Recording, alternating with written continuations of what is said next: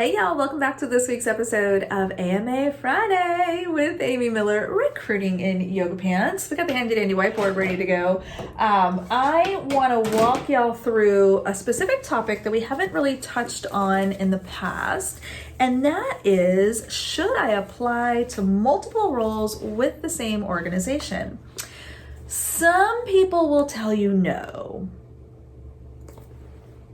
I don't agree with those people, but we'll talk about why we could both be right. So here's the big idea behind this, right? The first thing you want to think about is, what does the company want? What does the company say about people who apply to multiple roles? Now, some companies will be very transparent and will actually have, maybe in their FAQs on their careers page, or maybe their recruiters are kind of publicly talking about this, whatever. You can find this information in different ways, but they may be very clear and say, we don't want more than like 5 active applications at a given time for a person, or we don't want you to apply to more than 3 roles every month or something, right? I've seen variations of this numerous times. So number one, really use your best judgment. Think about what the company is putting out there as far as suggestions and best practices for them specifically,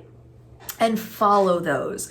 Because again, it's like if a company says, we want, a cover letter and 3 references and a note from your mother.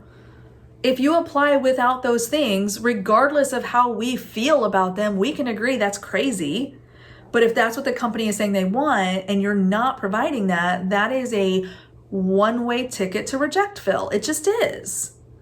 And I want to keep you from being rejected. I want to get you a win. I want to get you to the next step, right? That's the whole reason I make these damn videos, because I want to help you, because I care. Okay. Now that we got that clear. But anyway, the bigger point being, pay attention to what companies are telling you about their application process and what they want from their candidates. That's number one. This is obviously a big company perspective. I will admit that. If you are interviewing or applying to smaller companies, it's most likely that there may only be 1 or 2 roles that you're a fit for. It may not make sense to chase a bunch of different positions because there's literally not a bunch of roles that you genuinely fit. Then yes, of course, then apply to 1 role and network and do all the other stuff I tell you to do and see what happens. However, with large companies like mine, like companies I've worked with in the past, it is not unrealistic to see 1,000 roles that you could be a fit for. Okay, especially companies that are posting individual positions for each new headcount. Google does like evergreen rec, so that's a little bit different. But like some of the other big companies will actually have an actual opening for each role that they need to hire for. In that instance, it is absolutely feasible that you could be qualified for 5, 10, 15, 100 different roles. Do I think you should apply to 100 roles? Not necessarily. Okay, I think in all things, balance, right?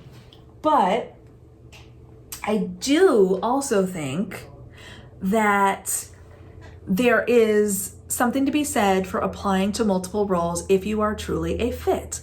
I will tell you what that looks like on my end, but first I want to tell you why this is important. Rarely, if you can genuinely find 10, 15, 20 roles that you're fit for, it is unlikely that every single one of those roles will have the same recruiter. So you want to increase your chances of being found by the recruiter by applying to roles that you are genuinely qualified for. It is totally okay for you to have contact with more than 1 recruiter at a company. This is not a problem at all. I'm going to talk a little bit more about that in a moment. So, applying to roles that you are indeed qualified for, that is my only hard and fast rule. You gotta meet the qualifications. You should definitely apply to anything and everything that you think could be a fit, and here is why. Okay, so let's say, this is what it looks like on the recruiter side. So let's say I open a role, and we're going to call that requisition A. So rec number A, whatever. Okay. And I am going to get a bunch of applicants, right? Let's just give me some applicants here. How many do I want? 8's a good number.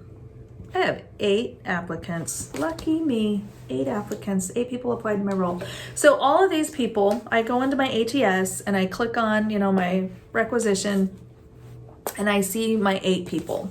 So let's say that Bob has applied to my role. Bob was the first person to apply. Yay, Bob. So what's going to happen, I'm going to look at Bob's resume, and I'm going to pop up Bob's profile, and I'm going to see Bob's resume. I'm going to see, the application information. I generally just look at resumes personally, but there's all kinds of stuff available to us, right? So we can see the application, and if there's any other special forms that were filled out, knockout questions that were asked, those kinds of things. But another thing that I'll see is all the other roles that Bob applied to. So he applied to role A, but he also applied to B, C, D, E, and F. Now, I may or may not be the recruiter on those roles. Maybe I am the recruiter on B and C, but D, E, and F are on a completely different team. I can still see that he applied, but I'm not the one responsible for moving that application forward, okay? So there's 2 things that I'm now gonna look for once I see this data. I wanna first of all kind of just quickly sanity check that all of these roles that Bob applied to are actually roles that he could be a fit for. For me, that's usually just kind of a quick title, like, okay, he applied for a software engineer. These are all software engineers. Okay, I got no problem with that. That makes sense to me. I know we hire a ton of them. I'm sure he's qualified for all of them. No big deal. I might see a PM role. I'm not going to quibble, because I know that sometimes people want to make that transition, or maybe he's done some PM stuff in the past that makes sense. It's fine. Where I'm going to get concerned if he's applied for a software engineer and an accountant and a facilities manager and a recruiter and a receptionist, then I'm going to worry. Okay. So at that point, I'm going to maybe go, you know what? Let me pause on Bob and let me go see what Jill's doing, right? Probably not. If I genuinely think he's a fit for my role, I'm probably going to move forward. But again, there could be some proceed with caution, right? If I'm seeing crazy, applying to anything and everything. So anyway, let's assume that everything checks out. Bob's a good candidate. Bob's applied to roles that are well within his area of expertise. Now, the second thing I'm looking for is activity. Okay? So let's say in my doing my due diligence, I've not only confirmed that Bob's a great fit for my role, but I've also now seen that he is in active consideration. He has activity on Rec F, which is managed by another recruiter. Okay? So this is a little bit of a sidebar. I was thinking about, so you guys get to vote. Should I do a video on working with multiple recruiters at the same company? Let me know down in the comments, because I think I could fill up 10 minutes on this topic. But we'll see. We'll see what y'all say. So if you do think that's a good idea, go ahead and vote. Let me know so I can prep that video. But what I'm going to do is, if I see that activity and I see that there is genuinely something going on, I'm going to go call the recruiter for requisition F. And I'm going to say, hey, you're working with this candidate, Bob. I think Bob is great. He applied to my role. We're very interested in moving forward. Where are you guys at? Can we share? Do you have interviews happening? What's going on? I can tell a lot of that from the ATS. It's all going to be tracked, but it's always a good practice to just check in with your colleagues and see, what stage are you at? How serious is this? So I know if it makes sense for me to step in, right? And to try to put Bob forward for my role as well.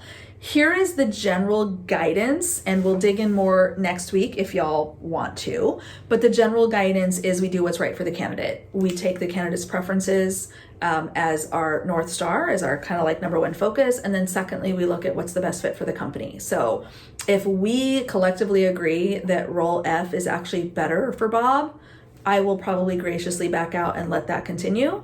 But if Bob says, oh my gosh, I really prefer role A and I only applied to role F because it was available or whatever, then we can discuss and figure out the best path forward. So more on that next week if you vote. Let me know if you want to talk about that. So to tie this all together, bring this home, yes, it is fine to apply to multiple roles in the same company as long as they are relevant and you are qualified and you are not violating any policies or best practices that the company has specified on their careers page or through their employer branding, okay? And so I'll leave you with this last thought. What happens when you don't follow these guidelines? Personal story. I knew this individual socially, and I noticed that this person kept showing up on my requisitions. They kept applying to my roles, and I know this person, so I know this person is not an engineer. Okay, this person is not in a technical field at all. This person could definitely have done a different role at my previous company. They were not an engineer, okay? And I would at first just like, oh, that's weird, must be a glitch, maybe hit the wrong button and just reject, right? And it kept coming up and kept coming up, like literally every role. And I thought, oh my God, am I being punked? Like, do they know it's me? And so I went into the person's record, found the list, hundreds of rows long, if not thousands, and realized that this person was attached as an active applicant to like literally hundreds, if not thousands of roles. And I called him up and just said, hey, we're not besties, but we're pals, right? Like, I just feel like I needed to kind of pull you aside and check on you and let you know this, I've seen this and it's weird, like what's going on? And he said, well, I just figured if I'm not going to get calls for roles that I know I can do, I might as well just apply to everything. And I figure at some point somebody will call me. Oh, well, okay. That's not how it works, actually.